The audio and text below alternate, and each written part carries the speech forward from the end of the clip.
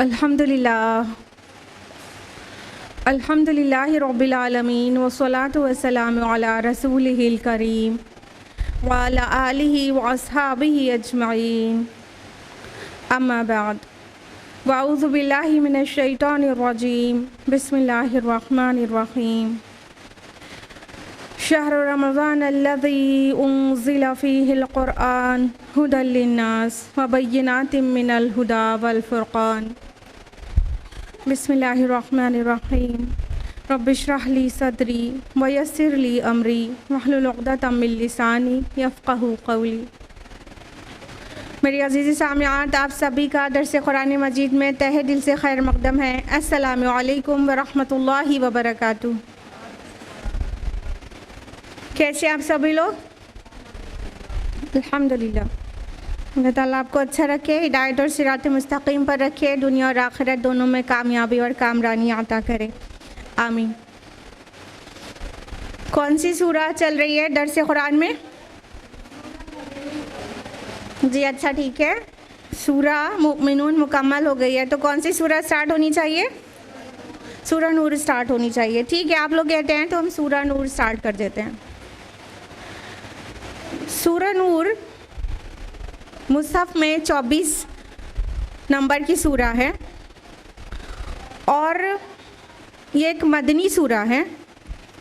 इसका नाम सूरतुन नूर आया है आय नंबर 35 से, जहाँ पर है अल्लाहु नूरुस समावाति वल अर्द। बहुत प्यारी और बहुत मुश्किल आयत है, मुश्किल टू बी एक्सप्लेन्ड ना।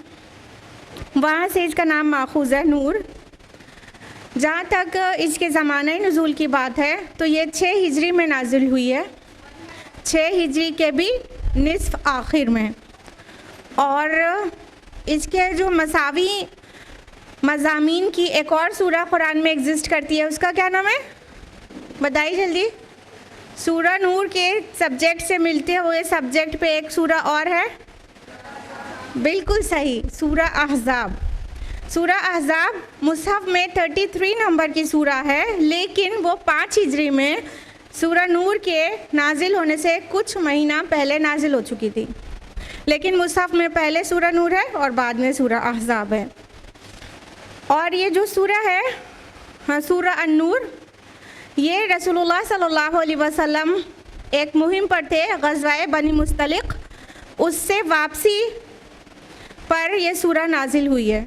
एक वाक़या पेश आया था जो बहुत तारीख़ में दर्ज है, वाक़या इफ़ कहते हैं, जिससे रिलेटेड बातें आय नंबर 11 to 20 है इस सूरा नूर में। आयशा रज़ियल्लाहु अन्हा पे जो बहतान लगाया गया था, तो ये जो वाक़या है ग़ज़वाए बनी मुस्तलिक़ का, वो 6 हिजरी में पेश आया था। इसलिए बड़े इत्मीनान से कह सकते हैं कि ये 6 हिजरी में ये सूरा नाजिल हुई है। और ये वो सूरा है जिसमें अल्लाह ताला ने बहुत सारे क़वानीन बयान किए हैं, बहुत क्रिमिनल लॉज मेंशन किए गए हैं। और ये जो सूरा नूर है मुसहफ़ में बहुत तवील सिलसिले के बाद मक्की सूरतों के ये सूरा है। यानी सूरा यूनुस सूरा नंबर 10 से लेकर सूरा मुमिनून सूरा नंबर 23 तक इतना तवील सिलसिला है मक्की सूरतों का। अगर आप सूरा नंबर 22 सूरतुल हज के बारे में उसको मक्की माने तो, क्योंकि उसकी कुछ आयत मदनी नेचर की है, बाकी सूरा मक्की नेचर की ही है। तो ये बहुत बड़े मक्की पोर्शन ऑफ द कुरान के बाद अब मदनी पोर्शन शुरू होने जा रहा है। सूरा नूर एक ही सूरा है, फिर अगली सूरा फिर मक्की कुरान है, यानी सूरा फुरक़ान। तो ये जो सूरा है इसमें आयशा रज़ियल्लाहु अन्हा की बरात नाजिल की गई है और रईसुल मुनाफ़िक़ीन अब्दुल्ला बिन उबई ने जो तूफ़ान गढ़ा था उसको तारीख़ में वाक़या इफ़्क के नाम से जाना जाता है। तो सूरा नूर और सूरा अहज़ाब दोनों ऐसी सूरतें हैं जिसमें पर्दे के अहकाम नाजिल हुए और कई क़वानीन नाजिल हुए। तो इस सूरा को मुसहफ़ में पहले जगह मिली है और ये सूरा के अंदर 64 आयात हैं और 9 रुकू है। 9 रुकू सूरा अहज़ाब में भी है और जो हजम है दोनों सूरतों का वो तकरीबन बराबर है। बस ये बहुत मुख्तसर सी तमहीद के बाद सूरा को स्टार्ट करेंगे। औज़ु बिल्लाहि मिनश शैतानिर रजीम, बिस्मिल्लाहिर रहमानिर रहीम। आयत नंबर 1, सूरतुन अंज़लनाहा व फ़रज़नाहा। ये एक अजीम सूरत है, हमने इसको नाजिल किया है और हमने इसको फ़र्ज़ किया है। व अंज़लना फ़ीहा आयातिन बय्यिनातिन लअल्लकुम तज़क्करून। और हमने इसमें बड़ी रोशन आयात नाजिल की हैं ताकि तुम नसीहत हासिल करो। कहाँ से बिगिन हो रही है ये सूरा? सूरतुन अंज़लनाहा व फ़रज़नाहा। इसमें हम पर बहुत ज़ोर है कि ये अजीम सूरत है जिसको हमने नाजिल किया है, हमने फ़र्ज़ किया है, इस पर हम पर बहुत ज़ोर है। बड़ी ज़ोरदारी के साथ ये सूरा शुरू हो रही है।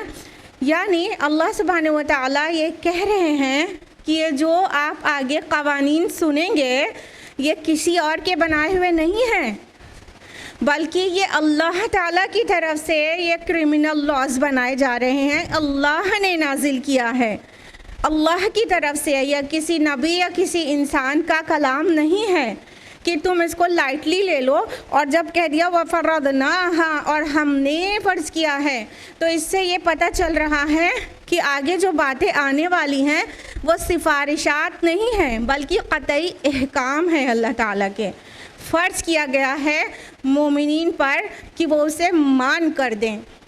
तो ऐसी ज़ोरदार तमहीद के साथ ये सूरा शुरू हो रही है। फरमाया कि हमने इसमें बड़ी रोशन आयात नाजिल की हैं ताकि तुम नसीहत हासिल करो। यानी सूरा के आगे तक का एक पूरा कंक्लूजन एक आयत में पेश कर दिया गया। कंक्लूजन शुरू में नहीं होता बल्कि शुरू में प्रियम्बल होता है, तमहीद होती है। तो इतनी ज़ोरदार तमहीद बयान कर दी गई कि ये बहुत रोशन आयात हैं और ये सब इसलिए है ताकि तुम नसीहत हासिल करो। यानी आगे जो चीज़ें आएंगी उसको तुम्हें बहुत सीरियसली लेना है और अपने समाज में उसे नाफिज करना है। तो आयत नंबर 2 है, अज़्ज़ानियतु वज़्ज़ानी फ़जलिदू कुल्ला वाहिदिम मिनहुमा मियत जल्दा। ज़िना करने वाली औरत और ज़िना करने वाले मर्द दोनों में से हर एक को 100 कोड़े मारो। वला तअख़ुज़कुम बिहिमा रअफ़तुन फ़ी दीनिल्लाह। और तुम्हें ना रोके उनके साथ मेहरबानी अल्लाह के दीन की तनफ़ीज़ के मामले में।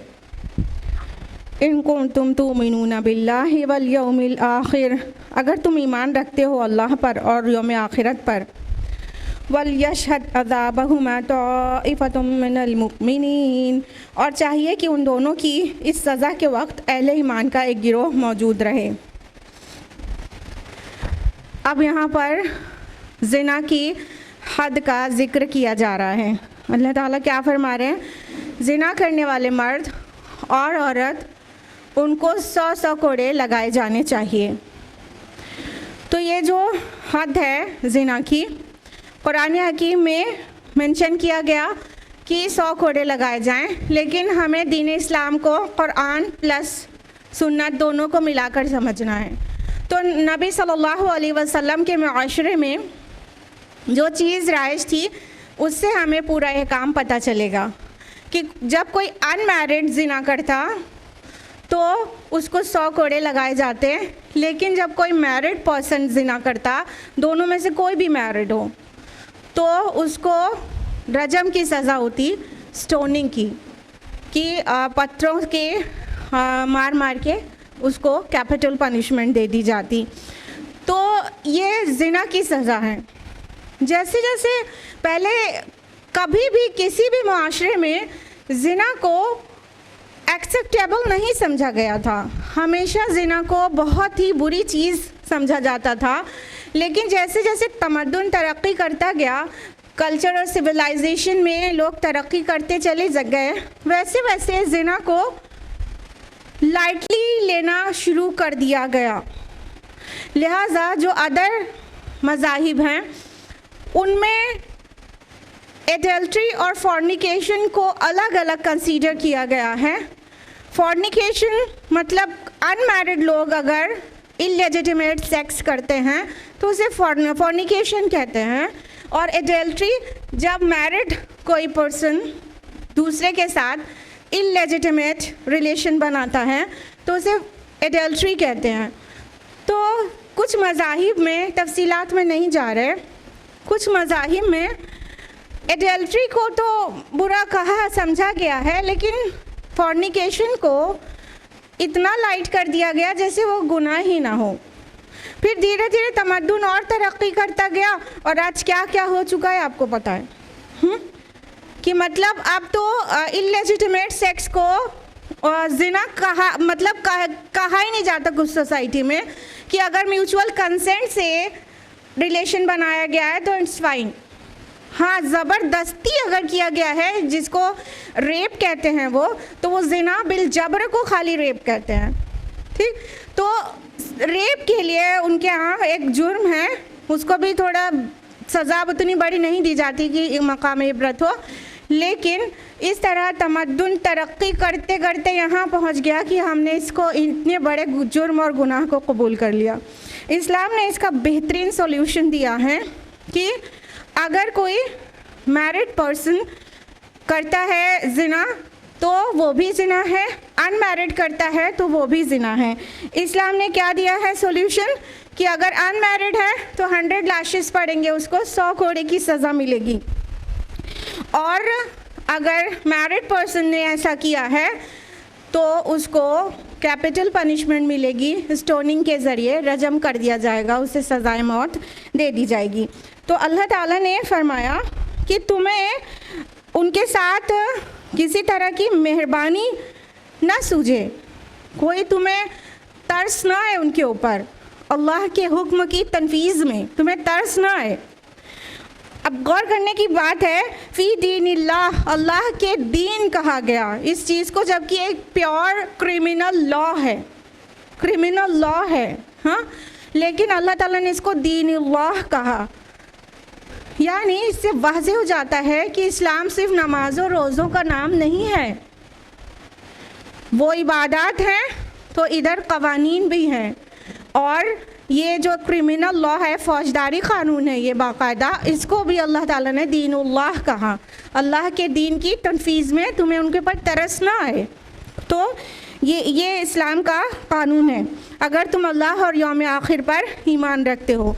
और चाहिए कि मुसलमानों की एक जमात वहाँ मौजूद रहे जब इन्हें पनिशमेंट दी जा रही हो, चाहे दोनों में से कोई सी भी हो, स्टोनिंग हो चाहे 100 लाशेस वाली सज़ा हो, लोग मौजूद रहें। इसकी क्या हिकमत समझ में आती है कि जब लोगों के सामने होगा तो लोगों के लिए मकाम इबरत होगा कि कोई और क्रिमिनल माइंड का इंसान हो और इरादा कर रहा हो ऐसा गुनाह करने का, तो वो अपने सामने देखे तो बाज आ जाए। क्योंकि अगर कहीं फांसी दे दी जाए अंदर और बाहर खबरों की शक्ल में लोगों के दरमियान में आए तो शायद दिल पे उतना असर ना करे, लेकिन अपने सामने से देखना 100 कोड़े पड़ते हुए, अपने सामने से देखना कैपिटल पनिशमेंट होते हुए, स्टोनिंग होते हुए, ये इंसान के ऊपर काफ़ी बड़ा असर डाल सकती है। तो ये जो हद जारी किया जाना है इसके मुतालिक बहुत ही सख्ती से अहकाम आए हैं अहादीस में, और अल्लाह के नबी सल्लल्लाहु अलैहि वसल्लम ने किसी हाकिम को अलाउ नहीं किया है कि हद जारी करने में वो ज़रा भी कमी या बेशी दोनों चीज़ करें। अल्लाह के नबी सल्लल्लाहु अलैहि वसल्लम की हदीसें सहीहैन में हैं, बुखारी मुस्लिम में, कि तुम में से पहले की उम्मतें हलाक हो गई कि वो जब उनमें से कोई इज़्ज़त वाला चोरी करता था तो उस पर हद जारी करते थे, और जब कोई उस पर हद जारी नहीं करते थे, और जब कोई कमज़ोर चोरी करता था तो उस पर हद जारी करते थे। तो ये उम्मतों की और हुक्काम की हलाकत का सबब है कि अल्लाह ताला जो कानून नाजिल कर दे उस पर से कमी या बेशी किया जाए, या मुतासिर हुआ जाए कि सामने वाला बड़ा रेप्यूटेड पर्सन है तो हद जारी ना की जाए, या सामने वाला कमज़ोर है तो उस पर तरस खा के पूरी हद जारी ना किया जाए। कोई कमी, एक लाश भी, अगर एक कोड़ा भी कम मारा गया तो भी वो शख्स मुजरिम है, रोज़े आखिरत अल्लाह ताला उससे सवाल करेगा। और एक कोड़ा अगर ज़्यादा मार दिया गया तो भी वो शख्स मुजरिम है, रोज़े आखिरत अल्लाह ताला उससे सवाल करेगा। ये हदीस की रोशनी में आपको बता रहे हैं। तो ये इतना बड़ा मतलब मैटर है, इतना मामूली मैटर नहीं है। और ये हद जारी किया जाना मुसलमानों के लिए बल्कि पूरे माशरे के लिए जिसमें मुस्लिम गैर मुस्लिम सब रह रहे हों, बड़ी नेमत है। अल्लाह के रसूल सल्लल्लाहु अलैहि वसल्लम की हदीस है नसाई और इब्न माजा में कि एक हद का जारी करना अहले ज़मीन के लिए 40 दिन की बारिश से ज़्यादा मुफीद है। क्यों? आपको समझ में आ ही गया कि जब सामने से हद जारी की जाएगी, उस पर 100 लैशेस मारे जाएंगे या तो कैपिटल पनिशमेंट दी जाएगी, तो जितने क्रिमिनल माइंडेड लोग हैं वो अपने काम से मोस्ट ऑफ ऑल बाज आ जाएंगे। तो समाज में अमन कायम हो जाएगा, अमन कायम हो जाएगा। अल्लाह ताला ने चोरी के मुतालिक जो आयत नाजिल की है सूरह माइदा सूरह नंबर 5 आयत नंबर 38 में, उसमें ये मेंशन किया है जज़ाअम बिमा कसबा नकालम मिनल्लाह, उनके लिए बदला है, उनके लिए बदला और जुर्म को रोकने की सज़ा है। यानी ये जो हैंड को चॉप कर देना सज़ा है चोरी करने की, तो उसी आयत में ये मेंशन्ड है कि ये उनका बदला है जो उन्होंने कमाया और जुर्म को रोकने की सज़ा है। यानी उसके बाद चोरी से रुकेगा ना, हाथ कट जाएगा तो फिर अगला चोरी करने का इरादा भी नहीं करेगा।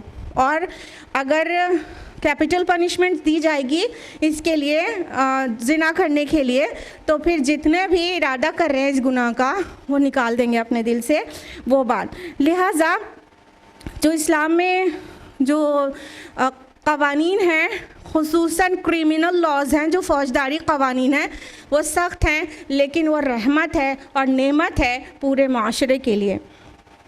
आय नंबर 3, अज़ानी ला यनकिहु इल्ला ज़ानियतन औ मुशरिका, ज़ानी मर्द को रवा नहीं कि वो निकाह करे मगर किसी ज़ानिया ही से या मुशरिका से।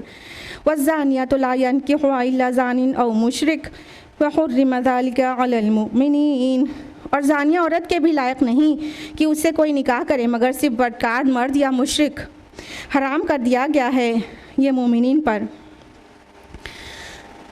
अब ये एक कानून के लिए हुक्म नहीं है, ये अखलाकी दर्जे में हुक्म है कि देखो ये जानी लोग गंदे लोगों के लिए हैं। इसलिए ये गंदे लोग जो हैं जो निकाह करते हैं वो किसी और से नहीं, गंदी औरत से या मुशरिका से। और जो नेक लोग हैं वो नेकोकार से निकाह किया करते हैं ना, तो चाहे मर्द हो चाहे औरत। ये अखलाकी वो रिकमेंडेशन दिया गया कि कोई वालिदैन अपनी बेटी का निकाह किसी जानी से ना करना पसंद करे, सोसाइटी में जिसका बुरा नाम है उसके साथ ना करे। क्यों? क्योंकि जो मोमिनीन का जो सोल है वो मोमिनात के सोल के साथ मुताबिकत रखता है और उनके साथ वो एक दूसरे के साथ ही खुशहाल रह सकते हैं। और जो खबीस लोग होते हैं, गंदे लोग होते हैं, जानी होते हैं, बदकार होते हैं, उनका सोल जो है उनके साथ मुताबिकत रखता है, वो ही एक दूसरे को बर्दाश्त कर सकते हैं। तो एक प्योर और इम्प्योर दोनों एक साथ खुशहाली से नहीं रह सकते, सुकून से नहीं रह सकते। तो गंदे गंदों के लिए हैं और पाक पाकों के लिए हैं। इसलिए हमेशा ये देखना चाहिए कि एक मोहसिना का, अभी अनमैरिड को ही मोहसिना कह रहे हैं, एक नेक पाक दामन औरत का निकाह एक पाक दामन मर्द से होना चाहिए, ना कि जिसके नाम बहुत सारे गुनाह और ऐसे फॉर्निकेशन में इंडल्ज होना रिकॉर्डेड हो। नंबर 4, वल्लज़ीना यरमूनल मुहसनात, और वो लोग जो पाक दामन औरतों पर जिना की तोहमत लगाएं। सुम्मा लम यातू बिअरबाति शुहदा फजलिदूहुम 80 जल्दा, फिर वो ना ला सकें 4 गवाह तो ऐसे लोगों को लगाओ 80 कोड़े। वला तक़बलू लहुम शहादतन अबदा व उलाइका हुमुल फासिकून, और आइंदा कभी उनकी शहादत कबूल ना करो और यही लोग फासिक हैं। अब हद क़ज़फ़ का बयान कर दिया गया। हद क़ज़फ़ किसे कहते हैं? जो लोग नेक औरतों को ऊपर बुहतान लगाएं, बदचलनी का, गुनाह का, ज़िना का, तो और 4 गवाह ना पेश कर सकें तो उनको 80 कोड़े लगाए जाएंगे। इसको हद क़ज़फ़ कहते हैं। यानी इस्लामी माशरे में ये वाज़ेह कर दिया गया कि कोई भी इंसान किसी औरत के मुतालिक जब तक कि उसके ख़ुद के अलावा 3 गवाह और उसके पास ना हो, 4 लोग गवाही देने वाले ना हो कि इस खातून ने बदचलनी का इर्तिकाब किया है, तब तक किसी को ज़ुबान खोलने की इजाज़त नहीं है। और ज़ुबान खोलने से पहले उसे देखना होगा कि उसके ख़ुद के अलावा 3 और लोग गवाह हैं कि नहीं उस गुनाह पर। अगर 3 गवाह और यानी 4 गवाह नहीं हुए और किसी ने किसी मोहसिना औरत पर, मोहसिना दोनों माना में, एक मोहसिना का मतलब जो हिसारे निकाह में है यानी मैरिड, और एक मोहसिना वो जो हिसारे ख़ानदान में है, उसके वली, उसके भाई, उसके वालिद उसको हिसार में लिए हैं, तो वो भी मोहसिना है यानी नेक औरत जिसमें कोई बदचलनी का इर्तिकाब न किया हो।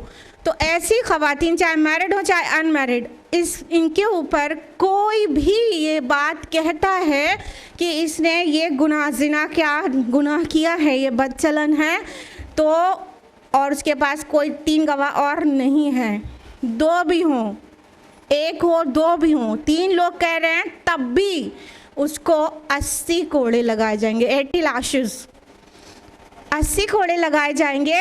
और सिर्फ इतना ही नहीं बल्कि उसकी कोई शहादत कबूल नहीं की जाएगी। इस्लाम में एक इस्लामिक सोसाइटी में, इस्लामिक स्टेट में एक काइंड ऑफ बायकॉट होगा, उसकी शहादत कबूल नहीं की जाएगी। किसी भी चीज़ के लिए वो गवाही लेकर आएगा तो उसकी गवाही कबूल नहीं की जाएगी। क्या क्या पता चला इससे? एक तो ये पता चला कि औरत की इज़्ज़त असमत को अल्लाह ताला ने 4 ताले लगाए हैं कि कोई भी बस किसी भी वक्त मुंह खोलकर किसी खातून को बदनाम ना कर दे, किसी को बदनाम ना कर दे। इतनी बड़ी बात होती है किसी पर बदचलनी का इल्ज़ाम लगाना। लिहाजा 4 लोग हों गवाही के तौर पर, तब जाके कोई ज़ुबान खोले तो फिर उस पर उसकी सुनी जाएगी और जिसके ऊपर बदचलनी का इल्ज़ाम लगाया गया है उसकी तहकीक की जाएगी। वो अगर कबूल कर ले या तो जुर्म साबित हो जाएगा तो उसके ऊपर जो हद है वो जारी की जाएगी उस औरत के ऊपर। 4 लोग बोलेंगे तब औरत के ऊपर हद जारी की जाएगी साबित होने के बाद। लेकिन 4 में से 1 भी कम हो, 3 लोग मिलके कह रहे हैं कि हाँ वो जानिया है, तो उन लोगों के ऊपर हद क़ज़फ़ नाफिज किया जाएगा। और हद क़ज़फ़ आपको बता दिया है 80 कोड़े लगाना और किसी बारे में उसकी शहादत कबूल नहीं करना। तो इससे एक औरतों की इज़्ज़त, आबरू, असमत को प्रोटेक्ट किया गया, एक बात। दूसरी बात ये कि मान लो एक इंसान ने अपनी आँखों से देखा है गुनाह को होते हुए, अपनी आँखों से देखा है, लेकिन वो अकेला है और 3 गवाह उसके पास नहीं हैं, तब भी उसको इजाज़त नहीं है ज़ुबान खोले। क्यों? क्योंकि जो गुनाह की गंदगी, जो गलाज़त का टोकरा जहाँ पड़ा है वहीं पड़ा रहे, पूरे समाज में ना बिखरे। एक इंसान बोलना शुरू करेगा तो एक से दूसरा, दूसरे से तीसरा, ये ऐसे फैलेगा समाज में और गंदगी आम हो जाएगी, जैसे कि आज के टाइम में हो रहा है। अभी तो क्या बात है, सोशल मीडिया और मेन स्ट्रीम मीडिया, न्यूज़पेपर, सब के ज़रिए ऐसी ऐसी बातों को प्रोपेगेट किया जाता है। सोचिए, मास मीडिया के ज़रिए गुनाहों को प्रोपेगेट किया जाता है, जिस पे बच्चों की भी नज़र पड़ती, बड़ों की भी, और बाकियों को आइडिया मिल जाता है ये भी करने की चीज़ है। ठीक है, तो गुनाह की तशहीर करके कितनी गंदगी फैल रही है समाज में। लिहाजा अगर मान लो किसी ने किया भी है तो उसको तब तक ना फैलाया जाए जब तक एक्चुअली आम नहीं हो गई है उसकी बात। यानी 4 लोग नहीं हैं गवाह, 4 लोग, तो उस गंदगी के टोकरे को वहीं ढक्कन डाल दिया जाए, ज़ुबान पे कोई ना लाए तो समाज में फैले ना। और ज़ुबान पे लाना है तो 3 और लोग हों, यानी बात वाक़अतन आम हो चुकी है, तो फिर उसके ऊपर हद जारी की जाए जो मुजरिमा है। ठीक है, तो ये है इस्लाम का कानून हद क़ज़फ़ आय नंबर 4 में।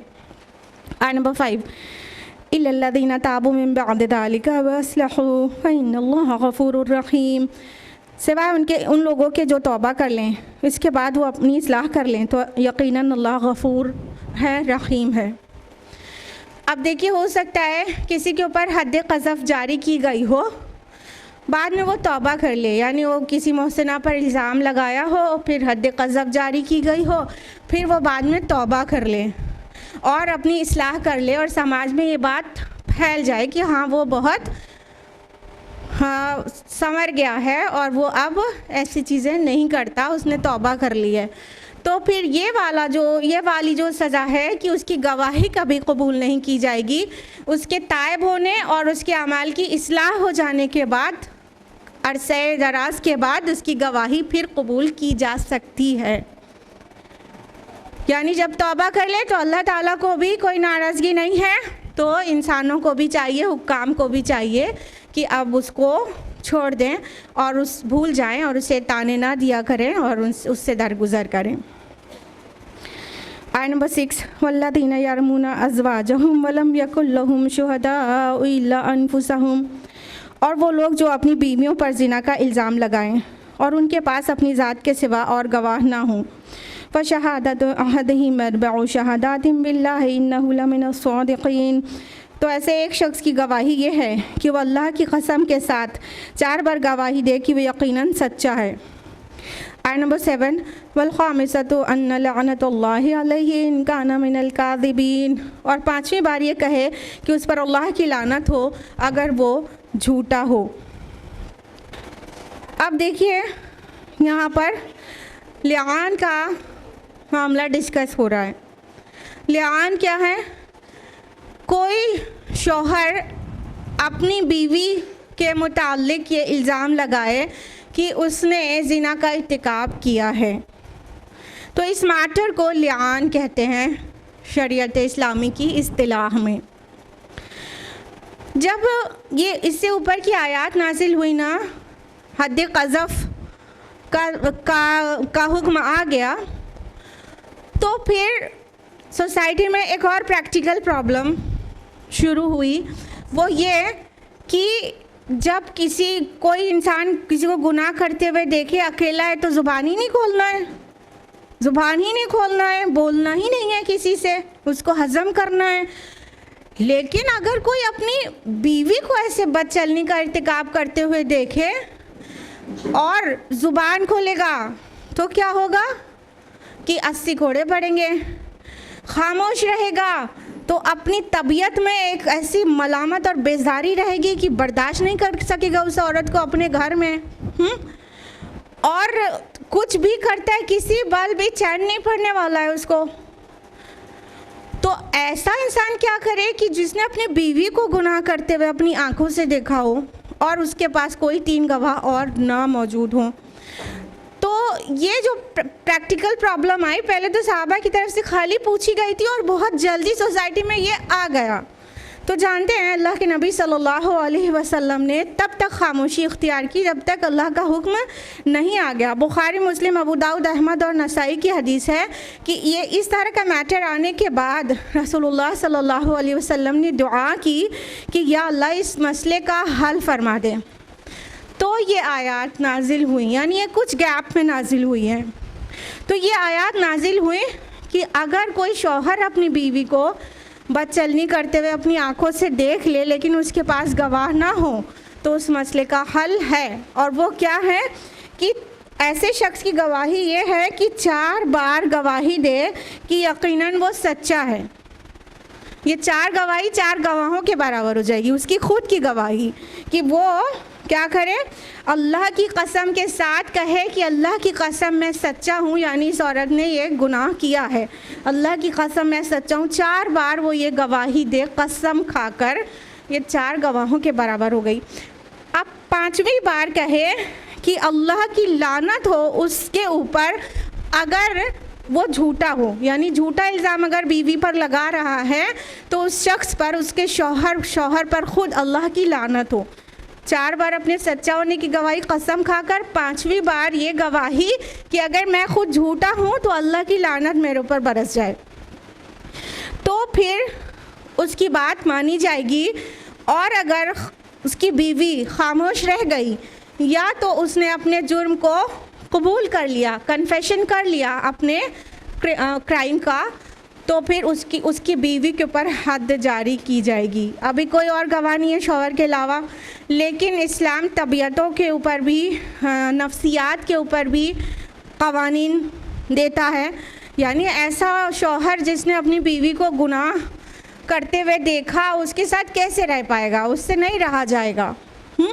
और तो 3 गवाह है नहीं उसके पास, तो उसका मसले का हल ये है। तो इस तरह से उस मर्द को सच्चा माना जाएगा अगरचे उसकी बीवी या तो खामोश रह गई या तो उसने कन्फेस कर लिया। अब औरत अगर इनकार करे, यानी शौहर खुद ही झूठ बोल रहा है, शौहर वाक़यातन में झूठ बोल रहा है, तो औरत अपने को कैसे बचा सकती है? आयत नंबर 8-9 वयद्रउ अनहल अज़ाब अन तशहद अर्बअ शहादातिन बिल्लाह इन्नहु लमिनल काज़िबीन। और उस औरत से ये बात सज़ा को टाल सकती है कि वो 4 दफ़ा गवाही दे अल्लाह की कसम के साथ कि वो यकीनन झूठा है, यानी उसका शौहर। आयत नंबर 9 वल ख़ामिसता अन्न ग़ज़बल्लाहि अलैहि इन काना मिनस सादिक़ीन। और 5वीं दफ़ा ये कहे कि मुझ पर अल्लाह का गज़ब हो अगर वो सच्चा हो। यानी औरत अपने को हद जारी किए जाने से बचाना चाहती है, तो फिर औरत को कहना होगा 4 बार अल्लाह ताला की कसम खाकर कि यकीनन उसका शौहर झूठ बोल रहा है, झूठ बोल रहा है। 4 बार वो ये गवाही दे कि उसका शौहर झूठा है, उसने ऐसा कोई गुनाह का इर्तिकाब नहीं किया है। और 5वीं बार वो ये कहे कि अल्लाह का गज़ब नाजिल हो मुझ पर अगर ये सच्चा हो, यानी उसका शौहर सच बोल रहा हो तो उस औरत पर अल्लाह का गज़ब नाजिल हो जाए। अगर औरत बीवी ये गवाही दे देती है 5 बार, 4 बार गवाही और 1 बार अपने लिए बदुआ, ये 5 चीज़ें वो कर लेती है, तो उस पर हद जारी नहीं की जाएगी और टाल दिया जाएगा कि औरत ने भी कसम खाकर गवाही दे दी है, तो औरत के ऊपर हद जारी नहीं की जाएगी, लेकिन दोनों में इफ्तिराक करा दिया जाएगा। अब दोनों शौहर बीवी एक दूसरे से अलग अलग हो जाएंगे, एक दूसरे के साथ नहीं रहेंगे। आयत नंबर 10 वलौला फज़लुल्लाहि अलैकुम व रहमतुहु। और अगर तुम लोगों पर अल्लाह का फजल और उसकी रहमत ना होती, व अन्नल्लाह तव्वाबुन हकीम, और ये कि अल्लाह बहुत तौबा कबूल करने वाला और बहुत हिकमत वाला है। अब देखिए यहाँ पे कुछ अल्फाज मुक़द्दर हैं, यानी अंडरस्टूड है, उसको रिवील नहीं किया गया है। अल्लाह ताला फरमा रहे हैं कि अगर अल्लाह का फजल और उसकी रहमत तुम पर ना होती, और ये कि अल्लाह बहुत तौबा कबूल करने वाला और बहुत हिकमत वाला है, ये बात के अंदर कुछ अंडरस्टूड वर्ड्स हैं कि अगर अल्लाह की रहमत तुम पर ना होती, तुम्हारे शामिल हाल ना होती, और अल्लाह तौबा कबूल करने वाला और साहिब हिकमत ना होता, तो तुम अपनी बीवियों के इल्ज़ाम में बहुत गलत रास्ते पर चले जाते और बहुत सख्त कदम उठा लेते और हलाकत में पड़ जाते। यानी साहबा ने आके पूछा ही था, या रसूलुल्लाह, अगर बोलते हैं तो 80 घोड़े पड़ेंगे, अगर कत्ल कर देते हैं तो आप हमको कत्ल कर देंगे, और अगर हम उसके साथ रहते तो कैसे रहें? हमारा अपना मतलब हम गैरत का मामला है, कैसे रहें? तो अल्लाह ताला ने उसके ऊपर भी हुक्म नाजिल कर दिया और वाज़े कर दिया कि अगर अल्लाह ताला की रहमत और फजल ना होता और तुम्हारे छोटे बड़े गुनाहों से अल्लाह दरगुजर करके ये हुक्म नाजिल नहीं कर देता, तो तुम बड़े एक्सट्रीम पे चले जाते। नहीं, कोई उस अपनी बीवी को भी मार डालता और उस जिसके साथ गुनाह करते हुए देखा उसको भी मार डालता, 2 कत्ल कर डालता, और अल्लाह जाने उसके बाद उस कत्ल के साथ और कितने फसाद खुल जाते, उसके मैके वाले फिर इसको कत्ल कर जाते, एक लंबा सिलसिला हो जाता। तो अल्लाह ताला अपना फजल याद दिला रहा है कि अगर अल्लाह का फजल रहमत ना होती और अल्लाह इतना हकीम और दाना ना होता तो तुम पर बहुत मुश्किल आ जाती, लेकिन अल्लाह ताला ने अपनी हिकमत से तुम पर अहकाम नाजिल करके तुम्हारी लाइफ को ईजी कर दिया। अब आयत नंबर 11 से 20 तक जो आयात हैं वो वाक़या इफ़्क के मुताल्लिक़ हैं, और इससे पहले कि इन आयात को रिसाइट किया जाए, वाक़या इफ़्क को मुख्तसर में आपके सामने बयान कर दें ताकि आगे का तसलसल बहुत अच्छी तरह से समझ में आए। वाक़या इफ़्क उस वाक़या को कहते हैं जब आयशा रज़ियल्लाहु अन्हा पर बहतान लगाया गया था। तो कुछ कहीं और से बयान करने के बजाय सहीह अल बुखारी और कई अहादीस में आयशा रज़ियल्लाहु अन्हा का ख़ुद का नरेशन है। उन्होंने ख़ुद इस वाक़े को बाद में पूरा बहुत तफसील से बयान किया है। उसकी बीच बीच की कुछ चीज़ें छोटी छोड़ते हुए मेन वाक़या हम आपको बयान किए देते हैं। आयशा रज़ियल्लाहु अन्हा फरमाती हैं कि रसूलुल्लाह सल्लल्लाहु अलैहि वसल्लम की ये हैबिट थी कि किसी भी ग़ज़वा में जाने के लिए, किसी भी सफ़र में जाने के लिए बीवियों के दरमियान क़ुरआ डालते और जिसका नाम निकल आता उसको सफ़र में साथ ले जाते। तो ग़ज़वा बनी मुस्तलिक़ जो कि 6 हिजरी में पेश आया था, उसके लिए क़ुरआ डाला गया और आयशा रज़ियल्लाहु अन्हा का नाम निकला। तो ग़ज़वा बनी मुस्तलिक़ में साथ में आयशा रज़ियल्लाहु अन्हा सफ़र में साथ चली गई। ग़ज़वे से फ़ारिग होकर रसूलुल्लाह सल्लल्लाहु अलैहि वसल्लम और तमाम मुसलमानों का जो काफ़िला था वो लौट रहा था और मदीना के करीब ही पहुंच चुका था, थोड़ा ही दूर पे था मदीना के। वहाँ पर मिडनाइट में पड़ाव पड़ा हुआ था। उस दरमियान में आयशा रज़ियल्लाहु अन्हा क़ज़ाए हाजत के लिए, उनका ख़ुद का नरेशन है, मैं क़ज़ाए हाजत के लिए जंगल की तरफ चली गई और वहाँ जब क़ज़ाए हाजत से फ़ारिग होकर वापस आए तो उन्होंने गले पे हाथ रखा तो उनका हार गायब था। तो वो वापस अपने हार को ढूंढने के लिए चली गई। जब वहाँ पे हार को देर तक ढूंढती रहीं और अभी सुबह नहीं हुई थी, एंड नाइट था, वो देर तक ढूंढती रहीं, फिर उनका हार उनको मिल गया और वो हार लेकर जब वापस लौटी तो देखती हैं काफ़िला कूच कर गया है। तफसीलात भी खुद ही बताती हैं कि मैं एक हौदज में हुआ करती थी और मेरे हौदज को 4 मर्द उठाकर सवारी पे रखते थे और उस वक्त में औरतें ने इतना ज़्यादा खाने पीने को नहीं होता था, तो बहुत दुबली पतली हल्की फुल्की हुआ करती थी। लिहाजा मेरे हौदज को जब उठाया गया तो चारों मर्दों को पता ही नहीं चला कि मैं उसके अंदर मौजूद नहीं हूँ और उन्होंने उठाकर उसको रख दिया ऊँट पर और काफ़िला रवाना हो गया। और जब मैं वापस आई तो देखा कि काफ़िला कूच कर चुका है। तो मैं वहीं पर बैठ गई ये इस इंतज़ार में कि जब ये लोग कहीं जाकर पहुंचेंगे अगली मंजिल पर और वहाँ मुझे नहीं पाएंगे, खुद ही ढूंढते हुए पीछे पलटेंगे और तब मैं काफ़िले के साथ हो लूँगी। तो वो वहाँ पर बैठ गई, टेक लगाकर लेट गई, फिर उनको नींद आ गई और उनकी नींद खुली जबकि सफ़वान बिन मुअत्तल रज़ियल्लाहु अन्हु ने कहा इन्ना लिल्लाहि व इन्ना इलैहि राजिऊन और बाआवाज़ बुलंद कहा। सफ़वान बिन मुअत्तल दो अलग अलग रिवायत में मकसद अलग अलग है। जो ज़्यादा प्रोमिनेंट ओपिनियन है वो बता रहे हैं कि अल्लाह के रसूल सल्लल्लाहु अलैहि वसल्लम किसी न किसी को काफ़िले के पीछे छोड़ते थे कि काफ़िला जब रवाना हो तो कोई गिरी पड़ी चीज़ हो या कोई काम की चीज़ रह गई हो या कोई इंसान रह गया हो तो उसको साथ में लेके काफ़िले से मिल जाएं। अब मकासिद और भी बयान किए गए हैं। बहरहाल इस मकसद से सफ़वान बिन मुअत्तल रज़ियल्लाहु अन्हु पीछे पीछे चलते थे। तो जब सफ़वान बिन मुअत्तल आए तो उन्होंने देखा कि नबी सल्लल्लाहु अलैहि वसल्लम की बीवी जिनको उन्होंने पर्दे का हुक्म नाजिल होने से पहले उनके चेहरे को देखा था इसलिए पहचान गए और आयशा रज़ियल्लाहु अन्हा के सो जाने की वजह से चेहरे से नकाब हट गया था, चादर उनकी हट गई थी। तो उन्होंने देखा कि ये नबी की बीवी हैं तो उन्होंने ज़ोर से कहा इन्ना लिल्लाहि व इन्ना इलैहि राजिऊन। तो आयशा रज़ियल्लाहु अन्हा की आँख खुल गई। उन्होंने फ़ौरन अपने चेहरे को चादर से कवर किया और सिमट कर बैठ गईं और सफ़वान बिन मुअत्तल रज़ियल्लाहु अन्हु ने उसके अलावा एक वर्ड भी कहे बगैर अपने ऊँट को बैठा दिया। आयशा रज़ियल्लाहु अन्हा ऊँट पर सवार हो गई और सफ़वान बिन मुअत्तल रज़ियल्लाहु अन्हु ऊँट की नकेल थामे आगे बढ़े और दोपहर के वक्त काफ़िले से जा मिले।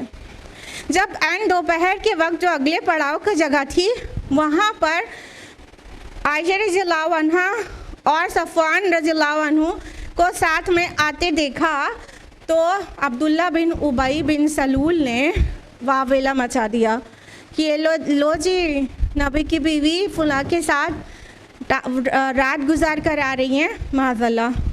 और इस तरह वो ख़बर अभी मदीना पहुँचे भी नहीं थे, काफ़ी लोगों में फैल गई और मुनाफिकीन मुँह दर मुँह एक से दूसरे से लेके यहाँ तक के सादा लोग मुसलमानों तक को भी उन्होंने इसमें शामिल किया और पूरे में ख़बर फैल गई। जब नबी सल्लल्लाहु अलैहि वसल्लम मदीना पहुँचे तो ये सारी ख़बरें नबी सल्लल्लाहु अलैहि वसल्लम को भी पहुँच गई थी और आयशा रज़ियल्लाहु अन्हा के वालिदैन को भी पहुँच गई थी, सबको सिवाय आयशा रज़ियल्लाहु अन्हा के। और वो वहाँ पहुँचते ही सख्त बीमार हो गई, फिर वो आराम करने लगी और अपने मायके भी बाद में चली गई। उन दिनों में उन्होंने कहा कि मैंने ये महसूस किया कि नबी सल्लल्लाहु अलैहि वसल्लम मेरी बीमारी में जितनी शफ़क़त दिखाते थे अब की बार वैसी क्यों नहीं दिखा रहे हैं, क्या बात है। बस वो आते थे और कहते थे कैसी तबीयत है, बता दिया जाता था और फिर तशरीफ़ ले जाते थे। तो ये डिफरेंस वो महसूस कर रही थी। फिर उसके बाद एक दिन वो मिस्ता बिन असासा की वालिदा उम्मे मिस्ता के साथ रफ़ाए हाजत के लिए बाहर गई थी। हदीस में तफसीलात है कि पहले वॉशरूम्स जो हैं घर के अंदर होना बुरा माना जाता था, तो वो बाहर दूर पे गई थी। उम्मे मिस्ता का पैर ने ठोकर खाया तो उन्होंने कहा कि मिस्ता गारत हो। आयशा रज़ियल्लाहु उन्होंने कहा ये क्या बोल रही हो बीबी। 3 बार उन्होंने एक के बाद एक कहा मिस्ता गारत हो। उन्होंने कहा तुम अपने बेटे को बदुआ दे रही हो। तो उन्होंने उम्मे मिस्ता ने कहा कि बीबी आपको नहीं पता कि उसने क्या हरकत की है। बोली क्या हरकत की है।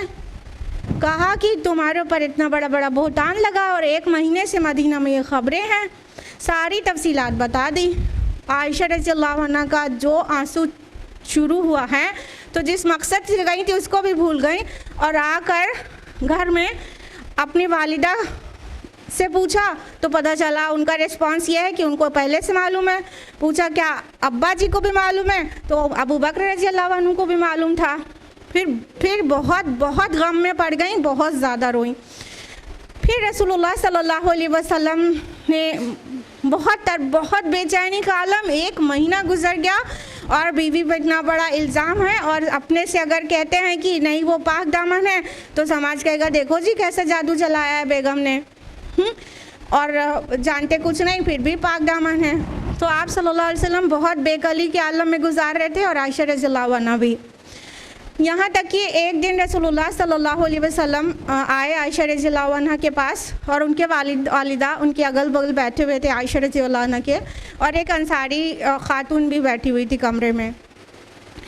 तो रसूलुल्लाह सल्लल्लाहु अलैहि वसल्लम ने फरमाया कि ए आयशा, अगर तुम पाक हो तो अल्लाह तुम्हारी बारात नाजिल कर देगा, और अगर तुमसे कोई ख़ता हो गई है तो अल्लाह से तौबा करो, अल्लाह माफ़ कर देगा। तो आयशा रज़ियल्लाहु अन्हा इतना ज़्यादा अंदर से गुस्सा गई कि उन्होंने कहा कि अगर तुम लोग मतलब माँ बाप और शौहर सब को एड्रेस करके कहा कि अगर मैं अभी ये कह दूँ कि मैंने ऐसा नहीं किया है तो तुम नहीं मानोगे, और अगर मैं कह दूं कि और अल्लाह जानता है कि मैंने नहीं किया है, और अगर मैं कह दूं कि मैंने किया है और अल्लाह जानता है मैंने नहीं किया है, तो तुम सब मान लोगे। अब तो वही कहती हूँ जो यूसुफ अलैहिस्सलाम के वालिद ने कहा था कि फसब्रुन जमील वल्लाहुल मुस्तआन अला मा तसिफून। अब सब्र ही बेहतर है उस तूफ़ान पर जो तुम बांध लाए हो। ये कहकर वो करवट बदल कर लेट गई और उनका जो आंसू कब रुक ही नहीं रहा था, डे नाइट रुक ही नहीं रहा था आंसू, वो एकदम से थम गया और वो करवट बदल कर लेट गई। उसी हाल में रसूलुल्लाह सल्लल्लाहु अलैहि वसल्लम पर वही के आसार नुमाया हो गए। सब ने देखा कि आपके पेशानी पर पसीना है और वही के पूरे आसार हैं, और जैसे ही वही आना मुकम्मल हो गई तो ये आयत नाजिल हुई थी, आयत नंबर 11 से लेकर 20 तक सूरह नूर की। तो रसूलुल्लाह सल्लल्लाहु अलैहि वसल्लम के चेहरे पर बहुत खूबसूरत तबस्सुम था, आप हंस रहे थे और कहा कि ऐ आयशा, अल्लाह ने तुम्हारी बारात नाजिल कर दी है। और मुझ पर ये आयात नाजिल हुई हैं। आयशा रज़ियल्लाहु अन्हा खुशी से एकदम खिल उठी। उनके वालिदा ने उम्मे रुमान ने कहा, बेटी रसूलुल्लाह सल्लल्लाहु अलैहि वसल्लम का शुक्रिया अदा करो। तो उन्होंने कहा, मैं इनका क्यों करूँ शुक्रिया, मेरे अल्लाह ने मेरे लिए बारात नाजिल की है, मैं अल्लाह का शुक्र अदा करूँगी। और फिर कहती हैं कि मैंने ये तो उम्मीद कर रही थी कि अल्लाह ताला रसूलुल्लाह सल्लल्लाहु अलैहि वसल्लम को ख्वाब में दिखा देगा, मेरी बारात को किसी तरह उन पर वाज़ेह कर देगा, लेकिन ये मैंने सोचा भी नहीं था कि मेरे मुतालिक 10 आयात नाजिल होंगी कुरान की, जो क़ियामत तक पढ़ा जाएगा। और इस बात पे इतना ज़्यादा खुश और वो रहती थी, बाद में शुक्राना करती थी कि मेरे लिए अल्लाह ताला ने अर्श अज़ीम से 10 आयात नाजिल की और क़ियामत तक उसको पढ़ा जाएगा। लिहाजा फिर जितने लोग उसमें इन्वॉल्व थे उनसे कभी वो नहीं किया आयशा रज़ियल्लाहु अन्हा। जैसे हसन बिन साबित भी उसमें र्यूमर स्प्रेड करने में शामिल हो गए थे, और मिस्ता बिन असासा शामिल हो गए थे, और हमना बिनत जहाश जो कि ज़ैनब बिनत जहाश की सगी बहन थी वो भी शामिल हो गई थी। ये 3 पर हद क़ज़फ़ लगाया गया, ये 3 मुसलमानों पर, और बाकी मुनाफिकीन को छोड़ दिया गया। अभी आयत इसकी रोशनी में समाअत फरमाइए। आयत नंबर 11, इन्नल्लज़ीना जाऊ बिल इफ़्क उस्बतुम मिनकुम, जो लोग ये बहतान गढ़ लाए हैं ये तुम्ही में से एक गिरोह हैं। ला तहसबूहु शर्रन लकुम बल हुवा खैरुल लकुम, उसे तुम अपने लिए बुरा ना समझो बल्कि ये तुम्हारे लिए खैर ही है। लिकुल्लि इम्रिइन मिनहुम मक्तसबा मिनल इस्म, उनमें से हर शख्स के लिए वही है जो गुनाह उसने कमाया। वल्लज़ी तवल्ला किब्रहु मिनहुम लहू अज़ाबुन अज़ीम, और उनमें से जिसने उसका बड़ा बोझ लिया अपने सर उसके लिए तो बहुत बड़ा अज़ाब है। अब अल्लाह सुब्हानहू तआला ने क्या फरमाया कि ये जो लोग इतना बड़ा बहतान गढ़ लाए हैं ये तुम में से ही एक गिरोह है, यानी कलमा गो हैं, ये मुनाफिकीन की हरकत है। और इनिशिएट किसने किया था और सबसे ज़्यादा फैलाया किसने था, बहतान गढ़ा किसने था, अब्दुल्ला बिन उबई ने, रईसुल मुनाफिकीन। तो अल्लाह ताला ने फरमाया कि ये तुम में से ये एक ग्रोह है, मतलब ज़ुबान से कलमा पढ़ने वाले लोग हैं, वही जो मुसलमान होते हैं वो उन्हीं में से तो मुनाफिकीन होते हैं। मुनाफिकीन मुशरिक जैसे थोड़ी होते हैं। फरमाया तुम इसे बुरा ना समझो बल्कि ये तुम्हारे लिए बेहतर ही है। अब देखिए इससे इस्लाम की पॉजिटिव थिंकिंग का कितना पता चलता है कि अल्लाह ताला हर हाल में खैर ढूंढने के लिए कहता है और पॉजिटिव सोच रखने के लिए कहता है। एक महीना इतना मुश्किल में गुजरा था और जब से आयशा रज़ियल्लाहु अन्हा को पता चला होगा आप शायद इमेजिन नहीं कर सकती, क्योंकि वो जिसके ऊपर पड़ेगी ये चीज़, किसी पाक दामन औरत पर इतनी बड़ी मतलब जुर्म का नाम लगा दिया जाए तो उस औरत को ही समझ में आएगा, बस जिसके ऊपर ऐसा कुछ गुजरा होगा वो ठीक से समझ सकती होगी वो खातून। तो ऐसे हालात में भी इस्लाम पॉजिटिव थिंकिंग को प्रमोट कर रहा है। तुम इसे बुरा ना समझो, तुम्हारे लिए बेहतर है। कैसे कैसे बेहतर है कि ये जो मुनाफिकीन का जो प्रोपेगेंडा था उसके पीछे जो मुतहर्रिक था वो ये था ना कि ये मुसलमान जो हैं बड़े अखलाकी लोग हैं, इनकी अखलाक पर कैसे कीचड़ उछाला जाए, किस तरह गंदगी को फैलाया जाए ताकि इनकी बदअखलाकी खुल के सामने आ जाए। लेकिन ये सारे सिनेरियो में सारे मुसलमानों ने, अक्सरियत ने और मज़ीद अच्छे अखलाक का मुजाहिरा किया। आयशा रज़ियल्लाहु अन्हा ने हसन बिन साबित के बारे में जब कहा था तो ये वही इंसान है जिसने तुम्हारे पर र्यूमर्स स्प्रेड किया था मैटर पे, स्कैंडल पे, तो उन्होंने कहा नहीं ये वही इंसान है जिसने मुशरिकीन के लिए रसूलुल्लाह सल्लल्लाहु अलैहि वसल्लम के तरफ से, इस्लाम की तरफ से अशार कहे और उनको बहुत ईज़ा देता था और अशार कहता था उनके लिए। तो पॉजिटिव सोच और जितने मुसलमान थे सबको एकदम यकीन था कि उम्मुल मोमिनीन पाक दामन है और रसूलुल्लाह सल्लल्लाहु अलैहि वसल्लम को अंदर से यकीन था लेकिन ज़ुबान से नहीं कह रहे थे कि लोग कहेंगे कि बीवी ने जादू चलाया हुआ है इस वजह से ये कह रहे हैं। बहरहाल सारे मुसलमानों ने उम्दा तरीन अखलाक का मुजाहिरा किया, तो वो जो मकसद था उसमें फ़ेल हो गया और अच्छे अखलाक का मुजाहिरा हो गया।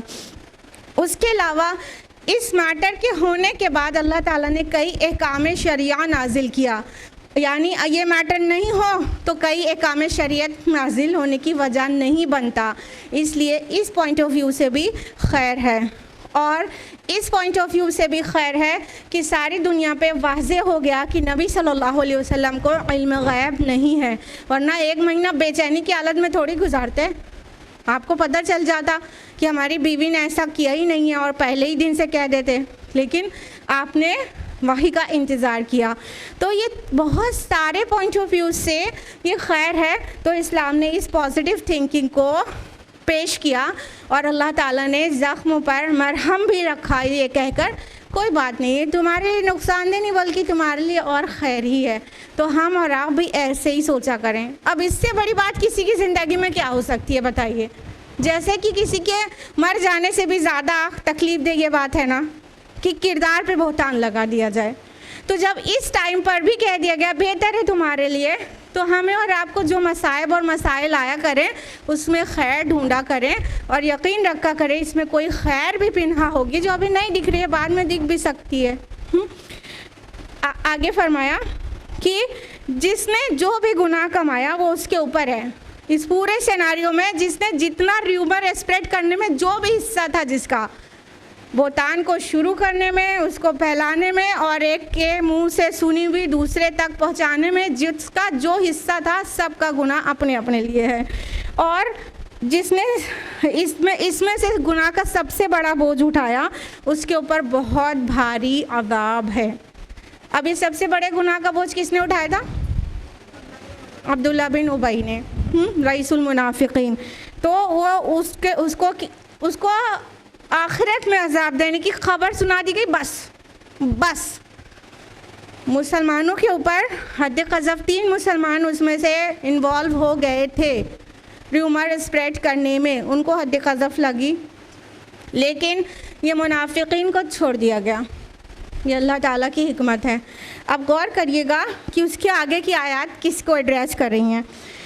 इस आयत को छोड़कर आयत नंबर 11 है, आगे की जो 9 आयत हैं वो सिर्फ र्यूमर्स को स्प्रेड करने वालों को एड्रेस कर रही हैं।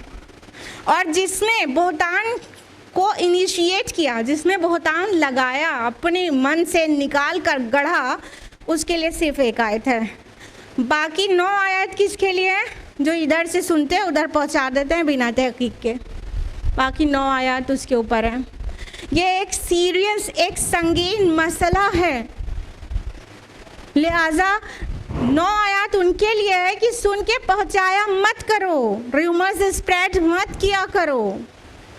ये बहुत बड़ा जुर्म है कि इंसान जो सुने बस आगे पहुंचा दे, जबकि ना उसने देखा, ना तहकीक किया और ना ही हुस्न ज़न है अपने भाई बहन, अपने समाज, अपने लोगों से, और बस आगे पहुंचा दिया। कितना टेस्ट लेके आगे पहुंचाते ना लोग, बोलिए। देखिए बाकी सारे एड्रेस उन लोगों से है। आयत नंबर 12, लौला इज़ समिअतमूहु ज़न्नल मुमिनूना वल मुमिनातु बिअन्फुसिहिम खैरा। ऐसा क्यों ना हुआ कि जब तुम लोगों ने ये बात सुनी तो मोमिन मर्द और मोमिन औरतें अपने बारे में अच्छा गुमान करते। वक़ालू हाज़ा इफ़्कुम मुबीन, और कह देते ये तो एक खुला बहतान है। यानी मोमिनीन मोमिनात का काम है कि जो उनके माशरे में किसी के ऊपर कोई बहतान लगाया जा रहा है तो उसके लिए अच्छा गुमान करें, और ये भी नहीं कहा जा रहा है उसके बारे में अच्छा गुमान करते। बिअन्फुसिहिम खैरा कहा जा रहा है, अपने नफ्स के लिए अच्छा गुमान करते। सुभान अल्लाह, यानी जिसके ऊपर बहतान लगाया जा रहा है वो तुम्हारे ही माशरे का, तुम्हारी मुस्लिम सोसाइटी का एक फ़र्द है, और उसके ऊपर बहतान लगाना, तुम अपने ऊपर ही तो बहतान लगा रहे हो कि हमारे में से एक ने ऐसा कर दिया, 2 ने ऐसा कर दिया। अपने ऊपर बहतान लगाना कहा गया और अपने लिए हुस्न ज़न रखना कहा गया कि तुमने उसके लिए ये क्यों ना सोचा कि नहीं ऐसा नहीं हो सकता। और उन लोग आयशा रज़ियल्लाहु अन्हा और सफ़वान बिन मुअत्तल रज़ियल्लाहु अन्हु, ये दोनों ऐसा नहीं कर सकते, वो नेक लोग हैं, ऐसा ये गलत है, ये बहतान है। अल्लाह ताला कह रहे हैं कुछ मालूम नहीं है तो भी उसको यकीन मत करो और अच्छा ख्याल करो उसके बारे में, और उसके नहीं अपने बारे में। यानी जब हम अपने ही समाज में से, अपने ही लोगों में से किसी को कुछ कहते हैं तो हम अपने ही ऊपर तो उंगली उठा रहे हैं कि हम में से एक ऐसा है ना, हम में से। लिहाजा कहा गया कि तुमने क्यों ना कह दिया, ये बहतान है, अजीम बहतान है। यानी हमारा और आपका रोल पता चल रहा है यहाँ पर कि जब कोई किसी के बारे में कुछ कहे, अरे सुना है ना, अरे इनकी तो भाग की शादी हुई थी ना, अच्छा, बड़ा मज़ा लेके सुनते हैं। क्यों ना कह दिया, हमारा और आपका क्या बिजनेस है, हाँ, क्या ज़रूरत है, क्यों डिस्कस किया हम, और सुना तो सुना, अगले तक भी पहुंचा दिया। ये समाज की बहुत बड़ी प्रॉब्लम है। आयत नंबर 13, लौला जाऊ अलैहि बिअरबाति शुहदा, क्यों नहीं वो लेकर आए उस पर 4 गवाह। फ़इज़ा लम यातू बिशुहदाइ फ़उलाइका इंदल्लाहि हुमुल काज़िबून, तो जब वो गवाह नहीं लाए तो अल्लाह के नज़दीक वही झूठे हैं। यानी अल्लाह ताला ने एक उसूल बनाया हुआ ना, 4 गवाह चाहिए, 4 गवाह नहीं हो, 3 आपके अलावा, तो ज़ुबान पे लानी नहीं चाहिए चीज़। यहाँ किसी ने देखा दिखाया भी कुछ नहीं, बस चले आ रहे हैं 2 नेक शरीफुन नफ्स इंसान, उसमें से एक नबी की बीवी है और एक सफ़वान बिन मुअत्तल के मुताल्लिक भी पूरे मदीना में किसी को भी कोई ख़राबी रिकॉर्डेड नहीं है किसी की नॉलेज में, बस खाली चले आ रहे हैं और इतना बड़ा तूफ़ान कर दिया। तो 4 गवाह क्यों नहीं लाए? जब नहीं लाए तो तुम झूठे हो, जो 4 गवाह नहीं लाए वो बात झूठी है। आयत नंबर 14, वलौला फ़ज़्लुल्लाहि अलैकुम व रहमतुहु फ़िद दुनिया वल आखिरति लमस्सकुम फ़ीमा अफ़ज़्तुम फ़ीहि अज़ाबुन अज़ीम, और अगर ना होता अल्लाह का फ़ज़्ल और उसकी रहमत तुम पर दुनिया और आखिरत में, तो ज़रूर तुम्हें पहुँचता बहुत बड़ा अज़ाब इस मामले के बाइस जिसका तुमने चर्चा किया था। अल्लाह ताला अपना फ़ज़्ल याद दिला रहे हैं कि तुमने ऐसे बड़ी गलती की है, इतना बड़ा जुर्म किया है कि अगर अल्लाह ताला अपने फ़ज़्ल और रहमत से तुम्हें ना ढाँप लेता, यानी पूरे मदीना के माशरे को, जो जिसमें से मुस्लिम भी हैं और मुनाफिकीन भी हैं, अगर अल्लाह का खुसूसी फ़ज़्ल उनके ऊपर ना हो गया होता तो अल्लाह ताला पता नहीं कौन सा अज़ाब उनको दे देता, पता नहीं कौन सी हलाकत उनके नाम कर देता। लेकिन अल्लाह ताला की भी हिकमत ये थी कि इस पूरे मैटर पर कानून शरीयत का नुज़ूल कर दिया जाए, तो आगे के लिए मसले का हल बन जाए। तो ये सारा तज़किया, तरबियत और तफ़हीम की आयात नाजिल हुई, क़वानीन की आयात नाजिल हुई, ताकि आइंदा ये काम ना किया जाए मुस्लिम माशरे में। बहुत आसान होता है ना दूसरे को कुछ भी कह देना। पता है इस्लाम इस चीज़ के लिए भी इजाज़त नहीं देता कि कोई कहीं से आ रहा है और किसी 2 लोगों ने देखा और आँख से इशारा भर कर दिया, बोला तक भी नहीं, खाली आँख से इशारा करके बता दिया देखो चली आ रही हैं। आँख से इशारा भी करना इजाज़त नहीं है। बहुत संगीन मैटर है, इस पर ध्यान दीजिएगा कि अल्लाह ताला ने एक रुकू पे ये पूरा मैटर डिस्कस किया है। 10 आयात नाजिल की हैं सिर्फ इस बात पर कि किसी के मुताल्लिक बग़ैर तहक़ीक़ के कोई बात बोलना और कोई और बोले तो उसको यकीन करके आगे पहुंचाना, ये बहुत बड़ा जुर्म है। लोग बड़े भोले बन जाते हैं ना, हमें क्या पता, उसने कहा था इसलिए हम कह रहे हैं। नहीं, हमने आगे पहुंचाया, हम मुजरिम हैं। तो किसी के मुताल्लिक भी जब तक अपनी आंखों से देखने के साथ 3 गवाह ना हो तब तक कुछ भी नहीं कह सकते, नहीं तो हम ही झूठे हैं जो कह रहे हैं। बिल्कुल बिल्कुल ध्यान रखें, ये बहुत बड़ा मसला है मुस्लिम सोसाइटी का। पहले ऐसे पाकबाज मुस्लिम माशरा कायम कर दिया गया था, फिर हमने सब कुछ बिगाड़ कर रख दिया है और बहुत टेस्ट लेकर इस तरह के र्यूमर्स को स्प्रेड करने के लिए हम एक क्लिक बनते हैं, एक से सुनते हैं और 20, 25, 50 लोगों तक पहुंचाते हैं। ज़रा 1 को 50 से मल्टीप्लाई करिए हर स्टेप पे, तो कितनी तेज़ी से बात समझ लीजिए कहाँ तक पहुँच रही है। और यही होता है, आपको पता है, अब तो मास मीडिया के ज़रिए पहुँचती है, तो सोचिए एक बार में लाखों करोड़ों लोगों को पता चल जाता है चीज़ें जो भी गलत हुई हैं, लिहाजा पूरे समाज में गंदगी बिखर जाती है। तो इस्लाम ने उसका सद्जवाब किया, तमाम क़वानीन नाजिल किए, तफ़हीम और तज़किये के लिए आयात अल्लाह ताला ने नाजिल की और वाज़े कर दिया कि मुस्लिम माशरा इन गंदगियों से पाक होना चाहिए। आयत नंबर 14 तक हुआ है और टाइम अप हो गया है, इसलिए आज हम लोग यहीं रुकेंगे। आयत नंबर 15 ऑनवर्ड्स इंशाअल्लाह नेक्स्ट वीक। अल्लाह ताला हम सभी को कुरान मजीद पढ़ने, समझने, गौर व फिक्र करने, अमल करने की तौफ़ीक़ अता फ़रमाए। अल्लाह ताला तौफ़ीक़ दे कि हम कुरान की आयत पर गौर व फिक्र करते हुए उस पर अमल करें और किसी भी गंदी बातों को स्प्रेड करने वालियाँ ना बने। आमीन या रब्बल आलमीन। वाखिर दावाना अनिल हम्दुलिल्लाहि रब्बिल आलमीन। वस्सलामु अलैकुम व रहमतुल्लाहि व बरकातुहू।